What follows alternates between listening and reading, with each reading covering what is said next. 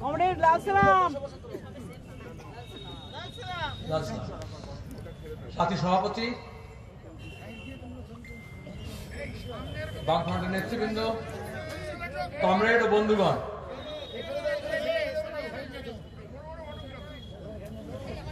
এই উৎসবের মরশুমে নিরন্ন মানুষ, অন্নহীন মানুষ,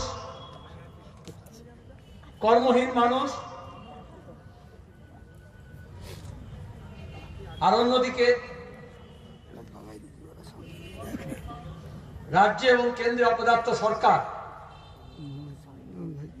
তাদের তামাশা,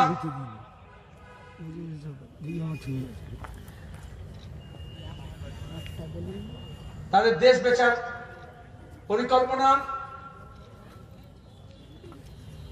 আমাদের সম্পদ লুট করার অপপ্রয়াস, আর মানুষকে ফুর্তি, বিনোদন, সার্কাস তার মধ্যে মজি রাখার চেষ্টা। আর এজন্যই শুধু লাল ঝান্ডার ইউনিয়ন গুলো নয়, শুধু বামফ্রন্ট নয়, গোটা দেশে সমস্ত ট্রেড ইউনিয়ন, সমস্ত কর্মচারী ফেডারেশন,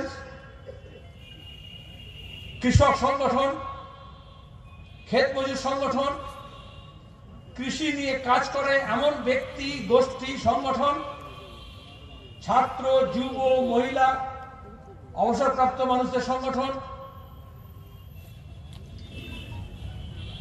সবাই জড়ো হয়েছে। মুষ্টিমেয় কয়েকটি সংগঠন বাদ দিয়ে, যারা এখনো মনে করে मोदी जी যখন বলেছেন अच्छे दिन लाएंगे तो लाएंगे ही, आज नहीं तो कल, যারা এখনো মনে করে মমতা ব্যানার্জি শিল্প সম্মেলন করে রোম থেকে ব্যাংকক ঘুরিয়ে রাজ্যটাকে বিশ্ব বাংলা করে দিচ্ছেন আর কলকারখানায় ভরিয়ে দেবেন, সেরকম কয়েকজনকে বাদ দিয়ে তাদেরও বাদ দিতে হচ্ছে। যারা এখনো মনে করে অমিত শাহ এসছে এবার টপাটপ পিসি ভাইপোকে জেলে পুরবে,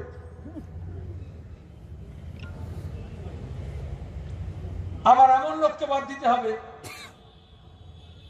যারা মনে করছে এই দিদি ছিল বলে বিজেপি আটকে গেল, সুতরাং বিজেপিকে আটকাতে গেলে দিদির পেছনে লাইন লাগাতে হবে। আছে এরকম কিছু মানুষ, কমছে সংখ্যা,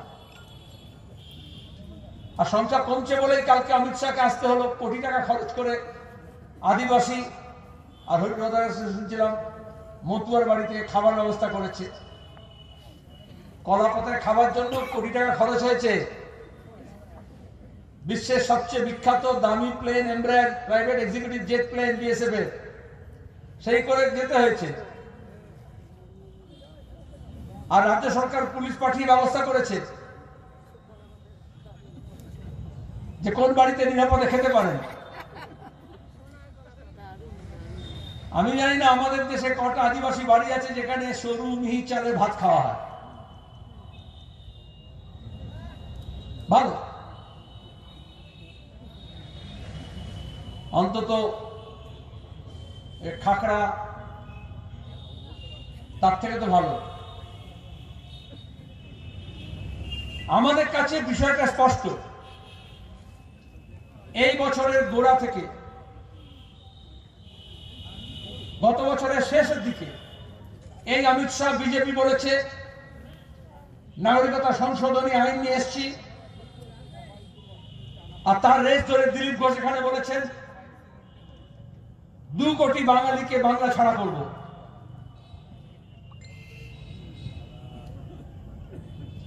আর উল্টো দিকে বলেছেন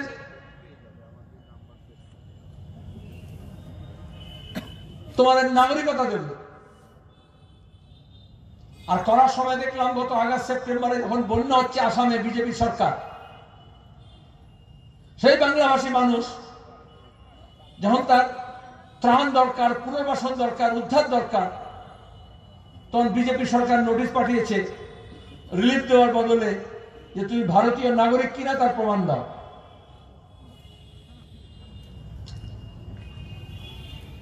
বিহারে ভোট হচ্ছে, অমিত শাহ নাকি ভোট ভালো বোঝেন, এখানে এসে বলছেন 200টা আসন পাবো। তো বিহারে যাওয়ার দরকার ছিল যেখানে ভোট আছে, জাননি।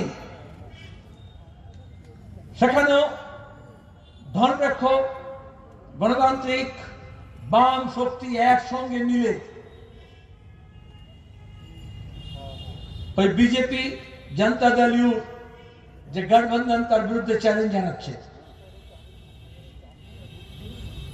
এই মোদী আর নীতিশ কুমার বিহারে, আর আমাদের রাজ্যে মোদী আর মমতা কোনো তফাৎ আছে? যখন প্রয়োজন পড়ে এক মঞ্চে, যখন প্রয়োজন পড়ে আলাদা মঞ্চে মানুষকে বোকা বানানোর চেষ্টা হয়, অথচ নীতির দিক থেকে, কাজের দিক থেকে দেখবেন কোনো তফাৎ নেই। এই লকডাউনের সময় যখন মানুষ বলল বাড়ি ফিরবো, চিকিৎসা করতে গেছে, চাকরি করতে গেছে, পড়াশোনা করতে গেছে, কাজ করতে গেছে, রাজ্যের বাইরে আছে, বিজেপির দিল্লি সরকার বলল ট্রেন নেই চলেগা,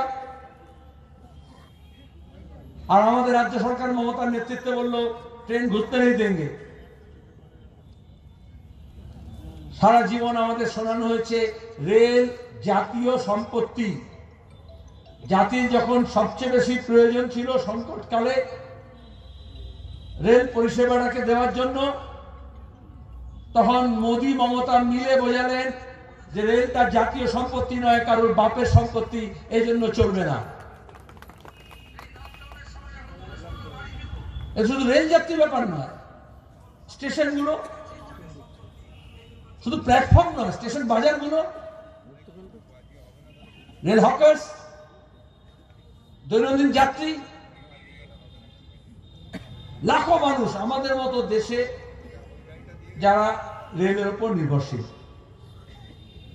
পৃথিবীর কোথাও, করোনা গোটা বিশ্ব আক্রান্ত, তো পৃথিবীর কোথাও লিখে নিন গণ পরিবহন ব্যবস্থাকে এত দীর্ঘ মেয়াদী সময় কোন অপদার্থ সরকার এত দিন ধরে বন্ধ রাখেনি।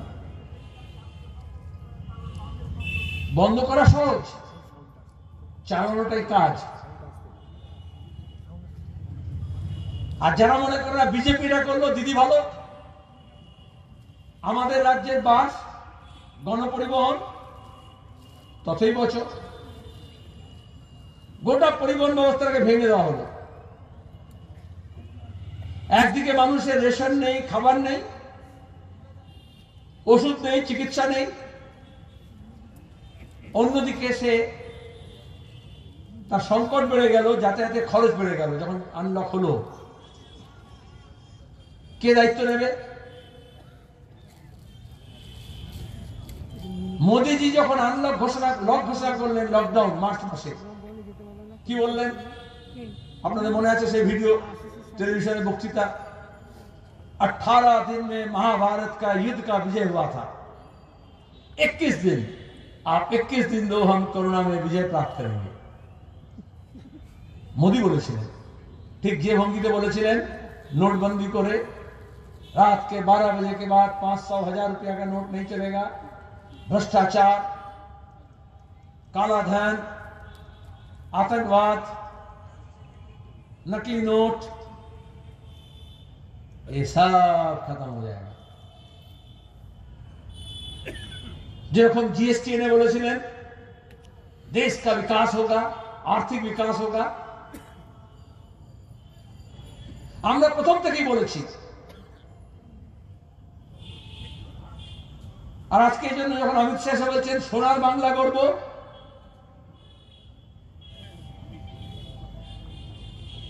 সোনার বাংলা গড়ে তুলব, একটু ওরকম করে বলেন তো। আসলে যেটা বলেছেন, বাংলার সোনা ঘরে তুলব, যা কিছু আছে দিদি ভাইপো সবটা, পিসি ভাইপো সবটা সম্পূর্ণ করতে পারেনি, ওই জন্য বাপ বেটাকে আসতে হবে।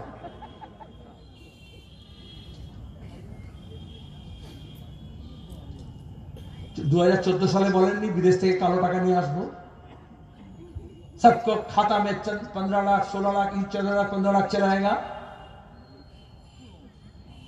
গত 7 বছর ধরে লোকে দেখেনি যে সরকার বলে এসেছিল বছরে 2 কোটি বেকারকে কাজ দেবে।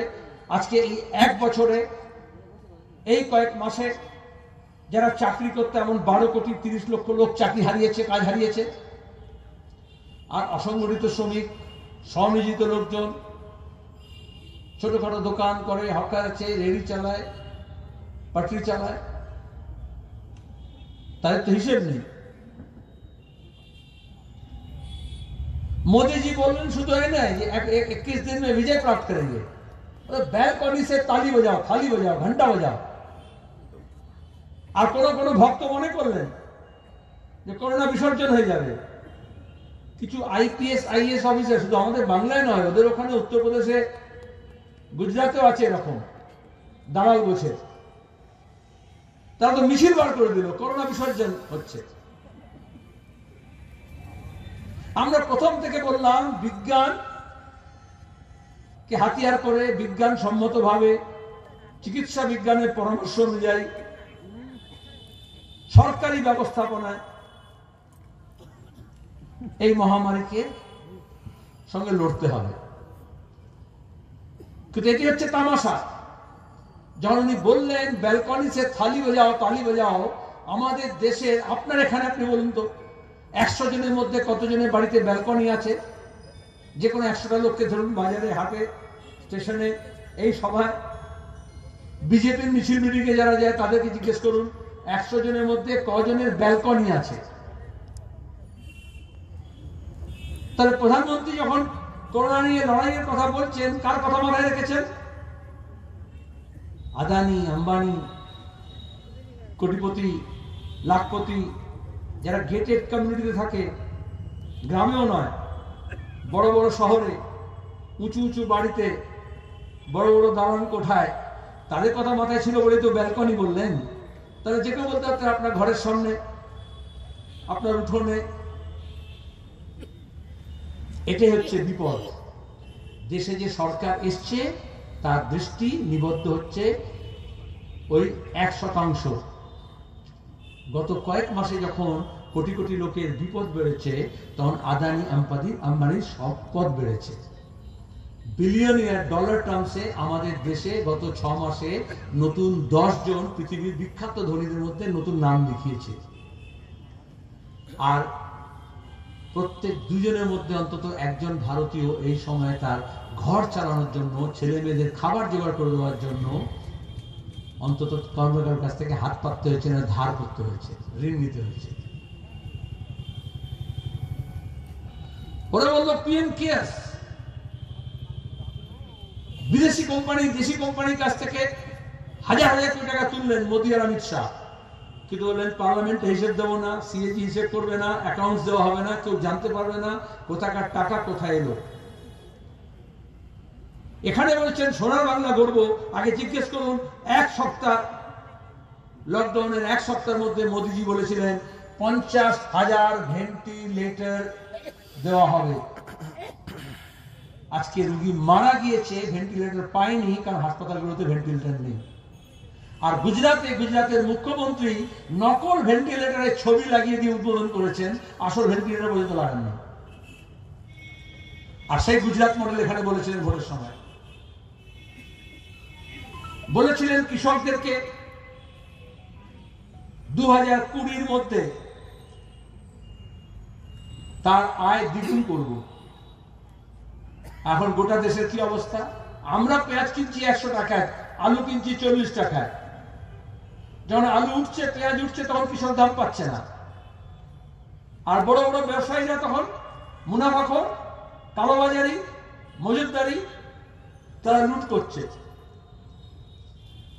দেশের সরকার এই সময় অত্যাবশ্যকীয় পণ্য আইন সম্পর্কিত যে আইন আছে, কৃষি যে আইন আছে, কন্ট্রাক্ট চাষবাসের নাম করে নতুন আইন নিয়ে এসে আমাদের জমি, কৃষকের স্বার্থ, কৃষকের উৎপাদিত ফসল, শস্য ভাণ্ডার, তার দাম ঠিক করার অধিকার সবটাই আদানি আম্বানিদের হাতে তুলে দিচ্ছেন, দেশি বিদেশি কোম্পানির হাতে। আমাদের মতো দেশে যেখানে এত জনসংখ্যা, সেখানে সরকারি ব্যবস্থাপনা না হলে এই সময়ে, মহামারীর সময়েও দুর্ভিক্ষ হতো যদি রেশন ব্যবস্থা না থাকতো। এই জন্য যখন লকডাউন হয়েছে প্রথম সপ্তাহে আমরা বামপন্থীরা বলেছি সবাইকে রেশন দাও, 1 বছর বিনে পয়সায় রেশন দাও। এখনো যাদের আধার কার্ড নেই, রেশন কার্ড নেই, আর মমতা ব্যানার্জির রাজত্বে চুরির নাম করে তৃণমূলের কাছে রেশন কার্ড জমা আছে, মানুষের কাছে রেশন কার্ড দেওয়া হয়নি ডিজিটালের নামে, তারা রেশন পায়নি। বামপন্থীদের শ্রমজীবী ক্যান্টিন করতে হয়েছে, কিচেন করতে হয়েছে, চাঁদা তুলে সবজি বাজার করতে হয়েছে, বয়স্ক লোকজন, অসুস্থ লোকজনের বাড়িতে খাবার পৌঁছে দেওয়ার ব্যবস্থা করতে হয়েছে। এত সরকারের করার কথা। সরকার কি করছে? বললো 20 রুপিয়া মে চুল্লু, তাই তো? হ্যাঁ, 2020 में सबको उल्लू। যাচ্ছে না, এটা তো বলে প্রায়োরিটি। কোনটা দরকার, কোনটা প্রাথমিকতা? গোটা দেশে সরকারি সমীক্ষা বলছে এই সময়ের মধ্যে গড়ে আমাদের মহিলাদের 2 কিলো ওজন কমে গিয়েছে। কেন কমে যায়? 4 জন মা সন্তান প্রসব করতে যাচ্ছেন, তার মধ্যে 4 জনের মধ্যে 3 জনের অ্যানিমিয়া আছে, রক্ত নেই, ব্লাড দিতে হচ্ছে। আগে বলবে রক্ত নিয়ে এসো, কারণ জিনিসের যখন দাম বাড়ে, আমি তো বলে দিলাম আলু 40 টাকা, কিন্তু জিনিসের যখন দাম বাড়ে তখন একজনের খাবার 2 জন 3 জনকে খেতে হয়, একদিনের খাবার 2 দিন খেতে হয়।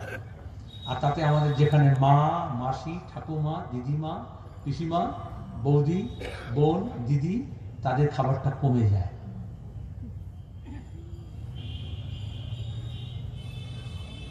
এই জন্যই যদি মা দুর্বল হন, তার সন্তান দুর্বল হয়। আর সন্তান যদি দুর্বল হয়, সে শিশু তার যেটা বেড়ে ওঠার সময়, তার বুদ্ধি বিকাশের সময়, তার শারীরিক শক্তি সঞ্চয়ের সময় সেটা হয় না। তাহলে একটা দেশকে রক্ষা করতে হলে রাফেল বিমান বা ট্যাঙ্ক বা উড়োজাহাজ বা নৌবাহিনী তার থেকে বেশি দরকার হয় সেই দেশের নাগরিক কতটা শক্তিশালী, তাদের কতটা সামর্থ্য আছে। আবার ভোট আসছে, আবার পুলওয়ামা বলবেন, সীমানায় আবার মানুষ মারা যাবে। সেই সেনাও আমাদের এই কৃষকদের বাড়ির, শ্রমিকের বাড়ির ছেলে মেয়ে। আর তারপরে দেখিয়ে বলা হবে 56 इंच छाती वाले देश का सुरक्षा करेगा। এই সময়ের মধ্যে আমরা দেখেছি আমাদের প্রতিবেশী দেশগুলো, চীন, পাকিস্তান ছেড়ে দিন, বাংলাদেশ, ভুটান, নেপাল, আজকে আমাদের সঙ্গে যে সম্পর্ক ছিল সেই সম্পর্ক নষ্ট হয়েছে। বাংলাদেশে আমাদের যে অ্যাম্বাসেডর, হাই কমিশনার 6 মাস ধরে বাংলাদেশের প্রধানমন্ত্রীকে চিঠি লিখছেন যে আপনার সঙ্গে দেখা করতে চাই, আর বাংলাদেশের প্রধানমন্ত্রী বলছেন সময় নেই। যে বাংলাদেশ ভারতীয় মানুষ, ভারতীয় সেনা এবং বাংলাদেশের মুক্তি সেনা একসঙ্গে সেই দেশটাকে আমরা স্বাধীন করেছি, এ হচ্ছে মোদী সরকার। কোথায় আমাদের সম্মানটা কোথায় নিয়ে গিয়েছে? কারণ ওরা বলছে নাগরিকতা আইনের নাম করে তোমরা বাংলাদেশকে ভিলেন বানিয়েছো। আর সেই বাংলাদেশের জিডিপি, বাংলাদেশের অর্থনীতি, বাংলাদেশের গড়পড়তা আয় এখন আমাদের ছাপিয়ে এগিয়ে গেছে উপরে। এখনো কোনো কোনো মোদী ভক্তি জিজ্ঞেস করবেন, বলে নেই দেশ बिल्कुल अच्छा चल रहा है, बोलो ना, अरे बाजार नहीं चल रहा, कारखाना नहीं चल रहा, रेल नहीं चल रहा, देश चल रहा, तो देश है क्या? দেশটা কি?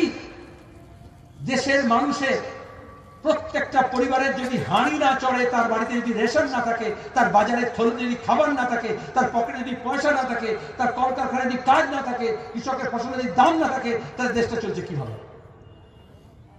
দেশটা কি শুধু আদানি আম্বানি? দেশটা কি শুধু মোদী অমিত শাহ? দেশটা আমার আপনার নয়? আর সেই আমাকে আপনাকে হিন্দু মুসলমান, মন্দির মসজিদ, জাতি উপজাতি, ধর্মের নামে, ভাষার নামে আলাদা করা হচ্ছে। আর যদি রিক্লেম করতে হয় আমার দেশটাকে, দেশের গণতান্ত্রিক কাঠামোকে, সাংবিধানিক ব্যবস্থাকে, নাগরিক অধিকারকে, মানব অধিকারকে, তাহলে মানুষকে এক কাট্টা করতে হয়। 26শে নভেম্বর ধর্মঘটের ডাক, যেমন 100 দিনের কাজকে 200 দিনের করার কথা, গ্রামের রোজগার গ্যারান্টি আইনকে শহরেও নিয়ে আসা, যেমন শ্রমিকদের অধিকার যেটা কেড়ে নেওয়া হচ্ছে আইন সংশোধনের নাম করে, জোর জুলুম করে, মালিকদের স্বার্থে, শোষণের স্বার্থে, তার বিরুদ্ধে লড়াই করা, কৃষকের জমি, কৃষকের ফসল, তার অধিকারকে রক্ষা করা, বেকার ছেলে মেয়েদের কাজের দাবি, যেমন রাষ্ট্রায়ত্ত শিল্প কলকারখানাকে বাঁচানো, যেমন প্রত্যেকটা মানুষের রেশনের দাবি স্বীকৃতি, যেমন অন্তত সবার খাতায় ডাইরেক্ট ক্যাশ ট্রান্সফারের নামে 7,500 টাকা করে মাসে মাসে বরাদ্দ করার নাম, তেমনি আসলে এই জাত পাত, ধর্ম, বর্ণ, প্রদেশ নির্বিশেষে মানুষকে এক কাট্টা করা। আন্দোলনের ময়দানে, সংগ্রামের ময়দানে মানুষ এক কাট্টা হয়। আর ওরা ভোটের রাজনীতি এমন করছে, যেটা আগে বিহারে, উত্তরপ্রদেশে করেছে, তাতে লাভ হয়নি। এইবারে বিহারে ভোটে দেখবেন অনেক বছর পরে আবার কৃষকের ব্যাপার, ফসলের দামের ব্যাপার, বেকার ছেলে মেয়েদের কাজের ব্যাপার, সেটা সামনে চলে এসছে। নাহলে আগে বিহারের ভোট হলেই ভূমিহার, যাদব, হিন্দু, মুসলমান, আপার কাস্ট, লোয়ার কাস্ট, আগ্রা, পিছড়া, এইসব শুনতে হতো। যেটা বিহারে চালাতে পারলো না, আজকে অমিত শাহ মনে করছে পশ্চিমবঙ্গে এসে চালাবে। আর সেই সাহসটা হচ্ছে কারণ পশ্চিমবঙ্গে তৃণমূল নামে একটা দল তৈরি করে দিয়েছিল ওরা, কংগ্রেস ভেঙে। আরএসএস এর পয়সায়, আরএসএস এর পরিকল্পনায়, আরএসএস এর মদতে তৃণমূল কংগ্রেস তৈরি হয়েছিল। আজকে বিজেপি তৃণমূল যে করছে, খুনো খুনি, লুটপাট, পঞ্চায়েতে টাকা লুট হোক, 100 দিনের কাজে লুট হোক, যেখানে তৃণমূলের পঞ্চায়েত আছে, যেখানে বিজেপি পঞ্চায়েত আছে, তফাৎ দেখতে পারবেন না। আমফানের পরে যে লুট হয়েছে, ত্রাণ, চাল চুরি হয়েছে, ট্রিপল চুরি হয়েছে, সেখানে বিজেপি আর তৃণমূলের মধ্যে কোনো তফাৎ দেখেননি। একইভাবে গোটা দেশে যে লুট হচ্ছে, দিল্লিতে মোদির লুট আর রাজ্যে মমতার লুট, তার মধ্যে কোনো তফাৎ নেই। আর এই জন্যই আমরা বলেছিলাম, যদি লড়তে হয় দুজনের বিরুদ্ধে লড়তে হবে। আর এই 26শে নভেম্বরের দিনে, স্ট্রাইকের দিনেও দেখবেন দুজনে কিরম কাছাকাছি একই সুরে কথা বলছে। মানুষের দাবির কথা, বেকার ছেলে মেয়েদের কাজের কথা, শিক্ষাকে সর্বনাশ করে দিচ্ছে, শিক্ষা ব্যবস্থাকে বাঁচানোর কথা, চিকিৎসা সর্বনাশ হয়ে যাচ্ছে, চিকিৎসা ব্যবস্থাকে বাঁচানোর কথা, সরকারি ব্যবস্থাপনায় স্বাস্থ্য, শিক্ষা, পরিবহন, যোগাযোগ ব্যবস্থা গড়ে তোলার প্রশ্ন, ওরা এটাকে ধ্বংস করছে। ওরা শুধু আজকের দিনের আমাদের সামনে যে বিষয়গুলো আছে সেটাকে ধ্বংস করছে তা নয়, আমাদের ভবিষ্যৎটাকে ধ্বংস করছে, আমাদের পরিবেশকে ধ্বংস করছে। এই সময়ের মধ্যে যেমন কৃষি সংক্রান্ত আইন নিয়ে এসছে, শ্রম সংক্রান্ত আইন নিয়ে এসছে, সেই রকম পরিবেশ সংক্রান্ত আইনটাকেও এমন চৌপাট করেছে যেখানে বড় বড় কর্পোরেটের স্বার্থে এই যে খনি বেচে দিচ্ছে। খনি বেচে দেওয়া মানে কি? প্রকৃতির নিয়মে আমাদের অনাগত ভবিষ্যৎ প্রজন্মের জন্য পরতে পরতে রসদ সম্পদ সাজানো আছে, লাখ লাখ বছর ধরে গড়ে উঠেছে। 5 বছরের জন্য সরকার তৈরি হয়েছে, কিন্তু তারা আমাদের খনিতে যে রসদ আছে, যে সম্পদ আছে, সেটাকে নিলামে বেচে দিচ্ছে। তাহলে শুধু আজকে আমাদেরটাই কাটছে তা নয়, আমাদের ভবিষ্যৎ প্রজন্মেরও অধিকার এবং সম্পদ তারা থাবা বসিয়েছে। এর জন্য এই লড়াইটা যেমন আজকে, সেরকম আমাদের ভবিষ্যৎটাকে রক্ষা করা। আর সেই লড়াইয়ে আপনারা সবাই সামিল হবেন। আর এই সামিল হওয়া মানে, ওরা যেরকম আলাদা আলাদা, মমতা যেরকম হিন্দু মুসলমান, বিজেপি যেরকম হিন্দু মুসলমান, যোগী যেরকম হিন্দু মুসলমান করছে, যেরকম বাঙালি অবাঙালি করছে, যেরকম এই মতুয়া অমতুয়া, এগুলো কেন করে? জাত পাত ধর্মের নামে যা রাজনীতি করে দুটো উদাহরণ দিতে পারি। একটা টিপু সুলতানের ইমাম বরকতির নাম খুব শোনা যাচ্ছিল না, ভাড়া খাটছিল না মমতার হয়ে। আর একটা হচ্ছে দার্জিলিং এর বিমল গুরুং, গোর্খাল্যান্ডের নামে, নেপালের নামে, পাহাড়ের নামে, তারপর ভাড়া খাটে কিনা। যখন বিজেপি অর্ডার দেয় বিজেপির হয়ে, যখন তৃণমূল অর্ডার দেয় তৃণমূলের, তাই তো? এই যে মঞ্চে আছে না, ডেকোরেটরের আপনি অর্ডার দিন, ডেকোরেটর তার লোক পাঠাবে, খেলা কারি বলে বাঁশ পাঠাবে, কাপড় পাঠাবে। ওই বাঁশটা মুসলমানের মিলাদ শরীফ হোক, মহরম হোক, হিন্দুদের পুজো হোক, শ্রাদ্ধ হোক আর বিয়ে হোক, বাঁশটা একই যায় না, শুধু একটু অর্ডার কাপড়ের রঙটা একটু পাল্টে দেয়, শ্রাদ্ধ হলে সাদা লাগিয়ে দেয়, তাই তো? হ্যাঁ, এই পার্টি মিটিং গুলো এই কাপড়ে লাগিয়ে দেয়, ওই কাপড়ে ওইটা লাগিয়ে দেয়, বাকি কাঠামোটা তো একই থাকে। তাহলে এই বিমল গুরু, টিপু সুলতানের ইমাম, সাধু সান সমাগম যেগুলো দেখেন মোদির কাছে, মমতার কাছে, বিজেপির কাছে, তৃণমূলের কাছে, এগুলো আছে আসলে ডেকোরেটরের ভাড়ার বাঁশ, মোটা মোটা বাঁশ। ওরা ধর্মকে, ভাষাকে, জাতের পরিচয়টাকে, কাস্টের পরিচয়টাকে, উপজাতির পরিচয়টাকে ব্যবহার করে সাইনবোর্ড লাগিয়ে। এই জন্য আমরা বামপন্থীরা প্রথম থেকে বলেছি, রাজনীতি যদি করতে হয় তাহলে কাজের দাবিতে হোক, শিক্ষার দাবিতে হোক, শিক্ষার দাবিতে হোক, স্বাস্থ্যের দাবিতে হোক, বাসস্থানের দাবিতে হোক, রাস্তার দাবিতে হোক, বন্যা নিয়ন্ত্রণের দাবিতে হোক, পানীয় জলের জন্য হোক। আর ওরা সেটাকে ধর্মের সঙ্গে যেটা প্রলেপ দেয়, আসলে এটা ধর্ম না, ধর্মীয় গুরু, ধর্মীয় সংস্থান, ধর্মীয় প্রতিষ্ঠান, ধর্মীয় উৎসব, ধর্মীয় আবেগ, ধর্মীয় গ্রন্থ, তাকে ওদের রাজনীতির স্বার্থে ব্যবহার করতে হয়।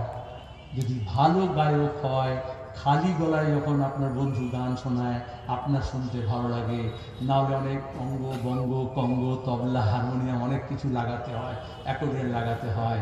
রাজনীতিটা ভালো হলে সরাসরি রাজনীতির কথা বলা যায়, অর্থনীতির কথা বলা যায়। আর সেটা যদি রুটের রাজনীতি হয় তখন সন্ত সমাগম করতে হয়, ইমাম মোল্লা নিয়ে আসতে হয়, আশ্রমের থেকে নিয়ে আসতে হয়, ডেরা থেকে নিয়ে আসতে হয়, কারণ তাকে দাঁড়িয়ে ওইগুলো দেখিয়ে করা। সে প্রেস কনফারেন্স করে বলতে পারত, তাকে দক্ষিণেশ্বরে গিয়ে বলতে হয় না। কেন বলতে হয়?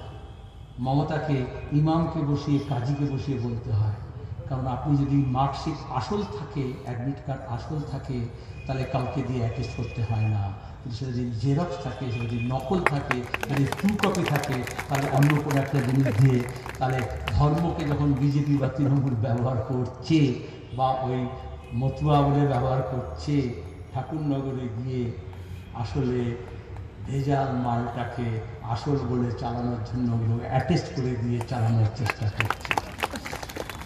আর এই জন্যই আমরা বলছি, মানুষের দাবি নিয়ে, মানুষকে সঙ্গে নিয়ে আমাদের এই লড়াইটা একা পশ্চিমবঙ্গ না, একা শ্যামনগর না, একা কলকাতা না, গোটা দেশে আসমুদ্র হিমাচল মানুষ এক কাট্টা হচ্ছে। এবং সেই মানুষের শক্তি 26 তারিখে রাস্তায় ফেটে পড়বে। তাতে আপনাদের আওয়াজ যুক্ত হবে, আপনাদের হাত মুষ্টিবদ্ধ হাত করে উঠবে। আপনার দাবি আর পাঞ্জাবের কৃষকের দাবি, আসামের একজন ক্ষেত মজুরের দাবি আর আপনার দাবি, একজন কর্ণাটকের বেকার যুবকের দাবি আর আপনার দাবি আলাদা হবে না। ওরা যখন ভাগ করে আলাদা করছে, এই আন্দোলন সংগ্রামে, লাল ঝান্ডার ময়দানে আমরা সবাইকে এক কাট্টা করব। এদেশ আমার, এদেশ তোমার, এদেশটাকে রক্ষা করার দায়িত্ব আমার আপনার একইভাবে আছে। আর সেজন্য এই লড়াই আপনারা সামিল হবেন। এই আবেদন জানিয়ে আপনাদের সবাইকে ধন্যবাদ, নমস্কার, সালাম জানিয়ে শেষ করছি।